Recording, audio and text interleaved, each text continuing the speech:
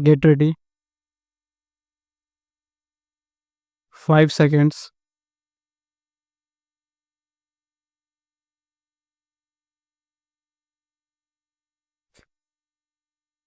Sir, I would like to make a few observations so that the Honorable Minister will make a note about the way in which these institutions are being run.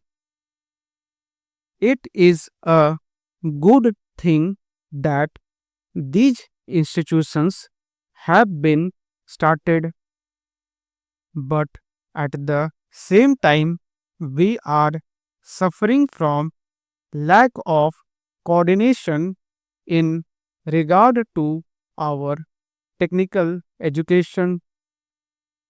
We have certain institutes like the Polytechnic, etc., under the Scientific Research and Cultural Affairs Ministry, and they are run through the state governments.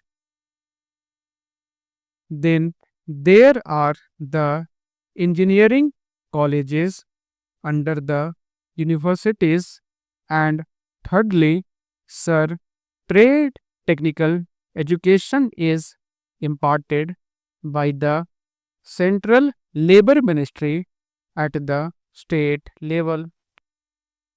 In addition to that, the states have certain arrangements of their own for technical education. I feel that there is no effort at coordination, and that leads to a good deal of confusion. Perhaps if there is effort, there are certain difficulties.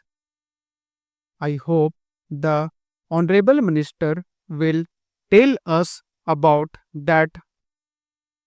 I would also like to suggest that even in these four institutions, as for some time, the medium of instruction would be English for emotional integration.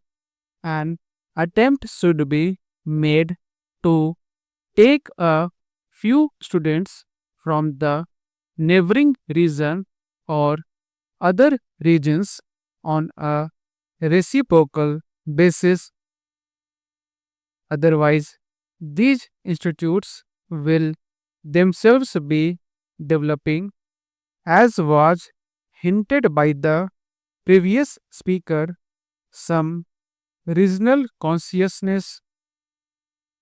There is great difficulty, sir, with regard to technical personnel for teaching, and I am not aware in what way these institutes will be staffed. Perhaps some foreigners will be brought in, but at the same time, with the arrangements existing at present for taking technical help from different countries, Russia, UK, USA, and Germany, I do not know whether there will be special courses provided in these institutes for the teaching staff from those different countries. What arrangements there are, one does not know. In the present arrangement for teaching, I should have liked to mention the fifth arrangement for teaching at present, provided through the various industrial concerns like Dhilai, Rourkela, etc. All these big concerns have their big technical schools, and they take their students for postgraduate work as also for research work. What will therefore happen with regard to the standard is a question. Sir, we are not at all sure in our country about the correct use of terms. I would, for instance, mention here the word polytechnic. They have one school, and even if there is arrangement for starting another subject, no effort is made, and no sooner they feel they should give guarantee of some sort of technical education without proper inquiries with regard to the possibilities for employment and the various mineral resources, etc., and the basic education that should enable the students to enter the polytechnics, to have the training where it is available. These polytechnics are started. Similarly, there is some confusion about the use of the word university. We have the Roorkee University for one subject, namely engineering. So it seems there is going to be one university for one faculty. We have one music university also in Madhya Pradesh. We are going to start, I am told, perhaps a university only for agriculture. So, if these institutes are there, which term seems to be really the appropriate word in place of these one faculty universities, I think the Honorable Minister should take the initiative in determining what should be the exact connotation of these terms. Otherwise, one day, as was pointed out, there will be perfect confusion.